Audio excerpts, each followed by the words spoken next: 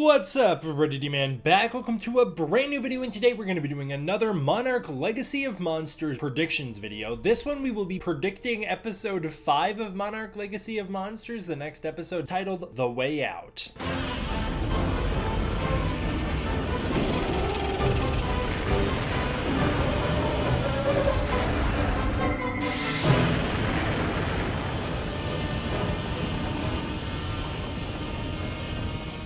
Oh, this isn't even one of the predictions I wrote down, but my first prediction is that the title, The Way Out, is gonna be in reference to the gang's way out of Monarch. How are they getting out? How are they getting away from their confinement? Yeah, that's right. In this video, we're gonna be doing another predictions for Monarch Legacy of Monsters for the upcoming episode, episode 5. And I would like to start out by saying I've got the most info on this episode that I have had up to date. I now actually have an episode bio, so I know a little bit about the plot, and I've seen a bit of a teaser for the episode.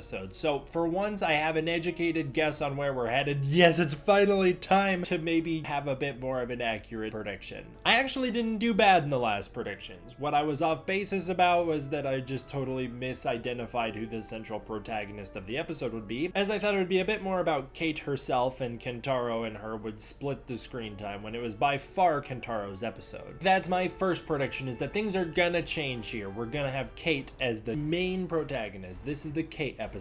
The episode bio I have for this episode states, Cate's painful memories of G-Day come flooding back as she treks through the ruins of San Francisco with Kentaro and May, which already dramatically alters where I thought this episode was headed. Before I read that, I thought they were going to spend literally the entire episode in Monarch's prison, and that they would be kind of interrogated throughout the episode, and that was going to be their main dilemma, was how to escape, and that they'd finally do so at the very end of the episode. Clearly not. Now we're catching up. The gang is being held prisoner by Monarch. I do think that is going to be the case. I think they are going to be arrested. I think that's where that clip of Kentaro in the trailer is going to come from, where he's banging on the wall trying to get out. I think while Shaw is being forced into interrogations about what he knows and what he wants with Randa's files, May and Cate will launch some sort of plan to free Kentaro. That's going to be what I think the main gist of the beginning of the episode is. Now, this is the mid-season finale, which means traditionally I'd think this would be a pretty big episode, but there's two things that factor into this that make me think that's not going to be the case, and the first of which is that this is a streaming show, so maybe all bets are off, and they're not going to have the big intro episode, the big mid-season finale episode, and the big finale. Maybe this episode's going to be a little different. The other thing that's throwing it off is that I just don't think it logically makes sense, given where we're at in the story, for the next episode to be some sort of grand epic battle or something like that. I think this next episode would probably be a little more quaint. It'll probably be a little bigger in scope than episode 4, but I don't think it's going to be on the levels of like episodes 1 and 3. I'm expecting this episode to be filled with big reveals rather than big moments, and I think those big reveals will replace big set pieces. I think we are finally going to find out what Shaw knows, what Monarch is so afraid of about him, why they put him in prison in the first place, and I think we're going to get a bit of an indication of where he's headed in this show. And I think Shaw might not be the best of guys, although I don't think he's going to be a bad guy, as I've been saying in my coverage for the show. The Monarch workers all seemed to kind of shudder at the mention of his name, which makes me think he did something pretty bad to Monarch. That was in episode 4. And we know that Hiroshi and Shaw had some sort of big falling out where they haven't spoken to each other in like 20-ish years, and so I think clearly there's some bad blood regarding Shaw's actions. Shaw is very clearly interested in what's on Randa's files, and also strongly believes Monarch has lost their way, which makes me think Shaw probably wants to nuke all the Titans. He probably wants to kill them all, get rid of them all. Meanwhile, Monarch themselves are interested in protecting the Titans, and that's probably what the big falling out was about. As far as with Hiroshi, maybe it was because Hiroshi felt betrayed. Maybe Shaw revealed the truth about Monarch to Hiroshi. Maybe he revealed that Randa died on Skull Island rather than in Vietnam, and then this caused some sort of big falling out where Hiroshi joined Monarch as a result. I think it could even be revealed in this next episode, or in a future episode anyways, that Hiroshi is the one who put Shaw in lockup in the first place, because of course he did have the files on Shaw being in lockup, and so maybe it would make sense that he put him there. Through Shaw's interrogation, I think we will see glimpses into the past characters, and I think we will see a bit of their struggles, and I think this will be our only link to the past in this episode. We'll probably develop the love triangle between Shaw, Kiko, and Randa a little bit through these videotapes, which I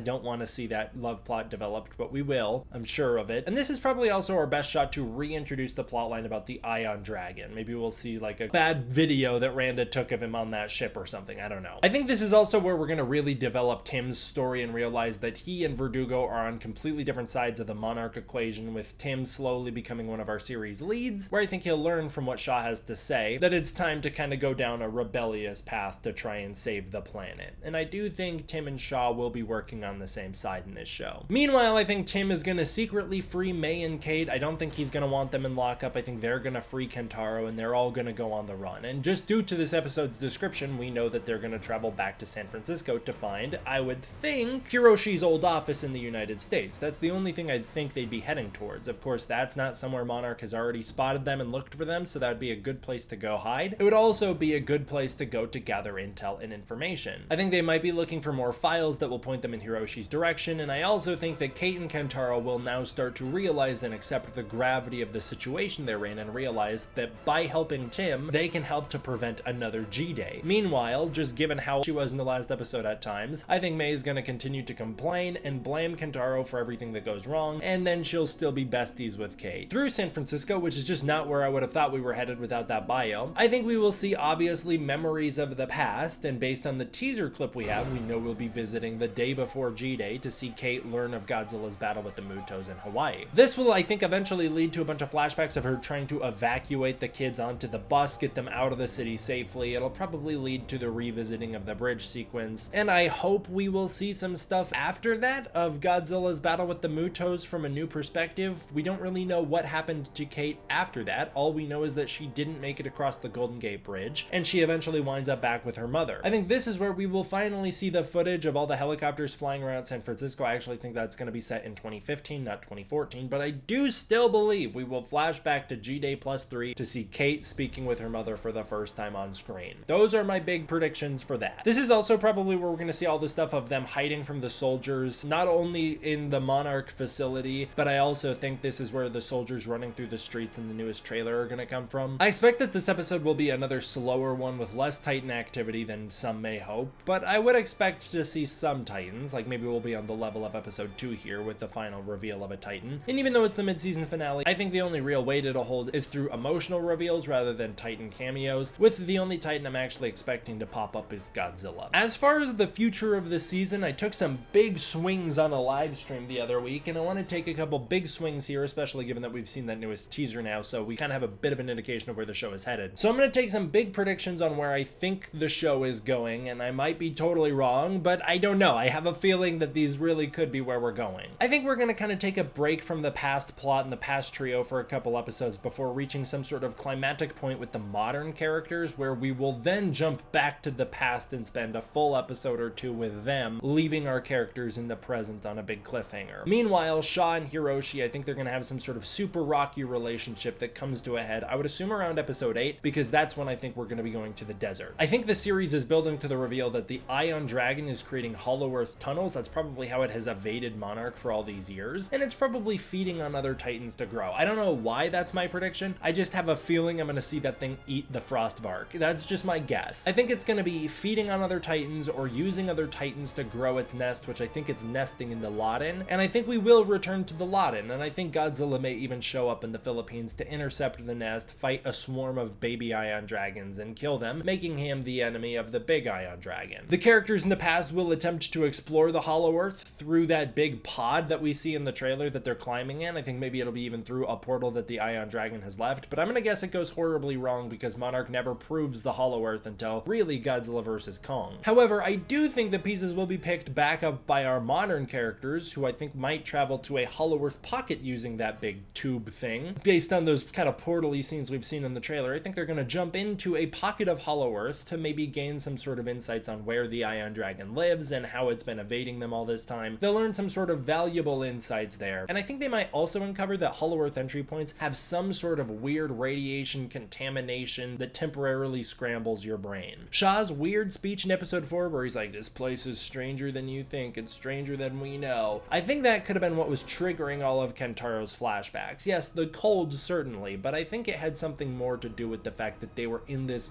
gamma burst that was occurring. I have a feeling that we're going to be told that these kind of big explosions of radiation, they kind of scramble your brains and maybe even your body, causing Shaw to age so slowly. That's a big swing prediction that I don't know if they're going to do, because if they do that, it really contradicts the movies, so maybe they won't do that, but I don't know. This show doesn't really seem too concerned with contradicting the movies, so who knows? Finally, I think Godzilla will eventually obviously track down the Ion Dragon in Alaska and do battle with it. That's pretty much a sure bet. And I think they'll finally catch up to Hiroshi permanently in the final episode. He'll finally find out all of the truth about his past. He'll have this big confrontation that'll be very emotional with his kids. And I would think the show, in a very intro sequence kind of way where past reflects the present, is going to come full circle. And I would like to see is Hiroshi travel to Skull Island. I don't know how he'd get there because it's such a treacherous journey. But Monarch lives on Skull Island at this point in the timeline, or at least they should. They moved in 2012 and the show takes place in 2015. So I would like to see him go back to Skull Island and visit the beach that Randa was on in the first episode and lay down some sort of memorial for him. How would he know to go to that beach? I don't know. Maybe they don't go to that beach. Maybe they go to the boneyard where Randa died. That seems really risky because that's where the Skullcrawlers live. Maybe they just don't go to Skull Island. That would be a beautiful way to bring the show full circle, and also just to be like, hey, Monarch lives here, remember the birth of Kong? And we obviously know they've lived there for at least 10 years before Godzilla vs. Kong, because we're told in Godzilla vs. Kong that Eileen's been on the island for 10 years, so that could be a good place to have her cameo. Do I think we'll see that? No. Would I like to see that? Yeah. I think honestly the show will probably end with Godzilla beating the Ion Dragon and then the characters being like, woof, we evaded that one, but now there's a hollowed earth we must explore. That's gonna be my guess on where they're setting up season 2 to go. Definitely comment below and let me know what you're thinking. Where are we headed in this show? Where do you think we're going? And how would you like to see the show end? Comment that down below as well. Until next time, I want to give a huge thank you to my patrons over on Patreon. I really appreciate the support again on the Patreon. It's through the support of the Patreon that I can continue to make videos like this for you guys. And through the support of the Patreon, you can get early access to content, access to the Discord community, and more. Thank you all for watching. I hope you enjoyed. I will see you guys next time for the next one. D-Man